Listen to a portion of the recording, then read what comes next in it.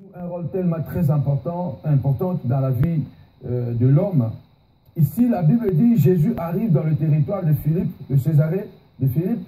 Il demande à ses disciples, qui étaient censés le connaître, il demande à ses amis, parce qu'un jour, il les appellera amis. Il dit, mais que dit-on de moi, fils de l'homme? Moi qui suis avec vous, qui dit-on de moi? On parle quoi de moi? Et la Bible dit qu'il y a eu toute une cacophonie de réponses. Vous comprenez? Parce que la Bible dit que les gens ont commencé à répondre, voilà, tu es Jean-Baptiste, tu es l'un des prophètes ressuscités, tu es Élie. Élie était un grand prophète, mais il n'était pas Élie. Jean-Baptiste était un grand prophète, mais Jésus n'était pas Jean-Baptiste. Il y a eu des prophètes puissants, mais Jésus était plus que ça. Jésus était plus que ça parce qu'il était la parole incarnée. Ils étaient avec lui, prêts à manger son pain, prêts à voir ce miracle, prêts à bénéficier de ce qu'il avait. Mais personne réellement ne connaissait cet homme. C'est ce qui se passe autour de nous. Nous vivons avec des gens qui ne nous connaissent pas. Et je dis que c'est la même chose qui se produit. Nous croyons tous en même Jésus-Christ, mais nous ne connaissons pas tous le même Jésus. Ils croyaient tous à cet homme dont ils suivaient, mais ils ne le connaissaient pas tous de la même manière. L'un le suivait comme Jean-Baptiste, l'autre le suivait comme Élie, l'autre le suivait comme un revenant, parce que l'un des prophètes est ressuscité. Personne, au fait, ne connaissait vraiment la vraie identité de Jésus. C'est ce qui fait que les démons, les sorciers, les hommes méchants, ils connaissent tellement le pouvoir de la langue. Comme Jérémie dit, ils sont puissants dans le pays par le mensonge. Ils ne sont pas puissants par la vérité, mais par le mensonge. Que dit-on de toi?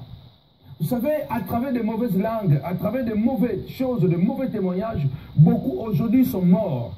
Parce qu'on a raconté tellement de n'importe quoi autour d'eux. Tu vis avec les gens qui ne te connaissent pas et qui déforment ton image. Ils ont tellement parlé mal de toi que les gens fuient, ont peur de toi. Ils ont tellement parlé de toi qu'aujourd'hui tu as du mal à te réconcilier à travers la parole. Beaucoup de gens, beaucoup de vies, beaucoup de ministères sont détruits. C'est pourquoi je dis à quelqu'un de dire cet après-midi ou ce soir, Seigneur, parle de moi. Les hommes ont parlé, ils ont détruit ton témoignage. Ils ont parlé, ils ont détruit ton mariage. Ils ont parlé, ils ont détruit ton avenir. À cause seulement du colportage, de mensonges. Ils ont tellement parlé. Ils ont tellement fabriqué des choses. La femme de Potiphar a parlé. Joseph s'est retrouvé en prison. Il y a des gens qui savent tellement parler. Ils ont l'art de parler. Mais c'est du mensonge. Parce que Jérémie dit, ils sont forts dans le pays, mais non par la vérité. Il y a des gens qui peuvent parler tellement mal de toi, et il est tellement convaincant que les gens croient vraiment à ce qu'il dit. Beaucoup ont perdu leur mariage, comme je dis Joseph, qui se retrouve en prison parce que la femme de Potiphar a parlé. Adam et Ève qui se retrouvent nus parce que le serpent a parlé. Je viens encourager quelqu'un. Les gens ont tellement parlé de toi, défiguré, détourné ton image, sali ton témoignage. Ils ont tellement parlé de toi qu'aujourd'hui, tu es déshabillé. Comme Adam et Ève, ils étaient dans la gloire. Ils étaient dans le jardin, dans la présence de Dieu. Mais dans cette présence de Dieu, quelqu'un a parlé. Le serpent a parlé, Adam se retrouve nu, sa femme se retrouve nue. Lorsque vous êtes déshabillé, cela veut dire que vous avez perdu votre témoignage, votre identité. Combien de gens aujourd'hui ont tellement parlé mal de vous, au point que même votre mari ne croit plus à vous. Cette personne a tellement parlé mal de vous, au point que votre femme ne croit plus à toi. Il ne croit plus parce que la personne qui a parlé, il est tellement fort en mensonge que... Parce que la Bible dit, Jésus a dit que vous êtes le menteur parce que ce que vous faites, les prophètes ne l'ont pas fait. Il a dit que vous avez comme père le diable, Satan, parce que Satan c'est le père du mensonge. La Bible dit que Jésus est en train de se dire, mais qui suis-je moi? La seule chose que vous connaissez de moi, de ce que les gens racontent, tu es avec ta femme et tu veux que quelqu'un d'autre vienne te parler de ta femme. Tu es avec ton mari, ce que tu veux écouter, c'est ce que quelqu'un d'autre vient parler de ton mari. Mais c'est toi qui connais mieux ton mari. Personne ne peut te parler de ton mari mieux que toi-même. Personne ne peut te parler de ta femme mieux que toi-même. Écoutez bien, le Seigneur, il est très important de comprendre que le monde a été créé par la parole. La parole, c'est un petit membre dans le corps, mais qui peut embrasser toute une grande forêt. Bien-aimé, Jésus dit, mais au dire des gens, qui suis-je moi, les fils de l'homme? Jésus est déçu. Tout ce que vous connaissez de moi, c'est ce que les autres disent.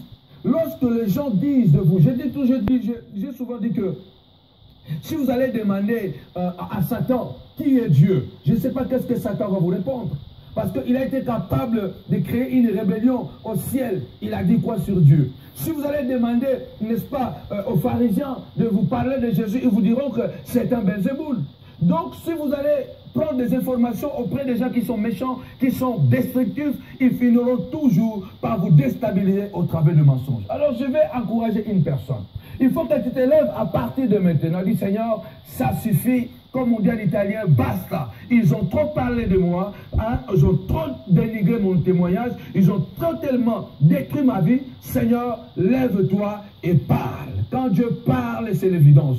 Quand Dieu parle, c'est la gloire. Lorsque Jésus dit, mais ça c'est ce que les autres disent. Mais vous, qui suis-je moi? Vous me connaissez, vous dormez avec moi, vous vous rêvez avec moi. Qui suis-je? C'est une personne seulement.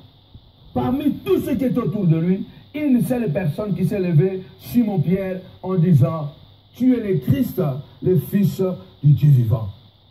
Tu es devenu un étranger auprès de ceux que tu aimes, ou auprès de ceux que tu aimes, ou auprès de ceux qui t'ont aimé, ou qui te aiment encore. Tu es devenu étranger parce que quelqu'un a parlé. Tu es devenu fatigué parce que quelqu'un a parlé. Je dis à une personne, Dieu va parler à ta place.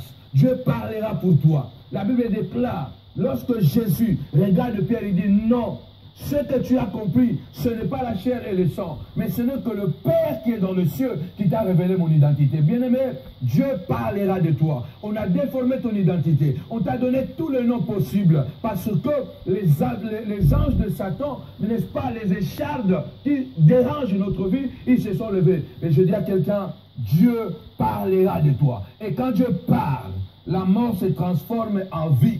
Quand Dieu parle, l'humiliation change en gloire. Je vais terminer pour dire à quelqu'un comme Job a dit, mon Rédempteur se lèvera le dernier. Laissez-les parler. Mais lorsque le Rédempteur se lèvera, quand il parlera, la mort se changera en résurrection. La pauvreté en richesse, la maladie en gloire. Faites attention aux gens qui sont autour de vous, qui ne vous connaissent pas bien. Lorsqu'ils n'arrivent pas à vous détruire, ils vont faire des rêves sur vous. Job dit, mon témoin est dans le ciel. Parce qu'il a la vraie version de ma vie. Il a la vraie version de ton témoignage. Je dis à quelqu'un, sois fort, sois déterminé. Ne baisse pas les bras parce qu'ils ont parlé au début, mais Dieu parlera à la fin. Et quand Dieu parle, il va donner la vraie version de fait. Il va donner la vraie version de ton identité. Une bonne nouvelle. Vous serez tellement bénis, bercés dans la parole. La montagne de la prière ouvre ses portes à partir du 3 mars, ici à Paris.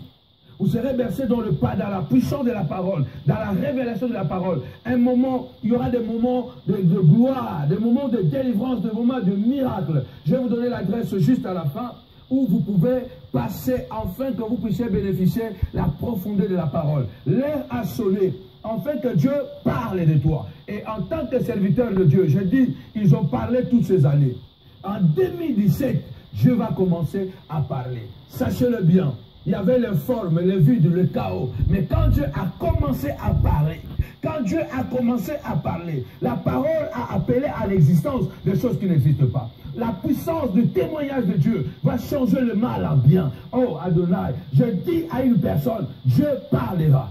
Tu ne seras plus en prison, mais tu seras au palais royal. Dieu parlera. La gloire de Dieu se manifestera parce que tu seras au palais royal. Je vous donne rapidement l'adresse où vous pouvez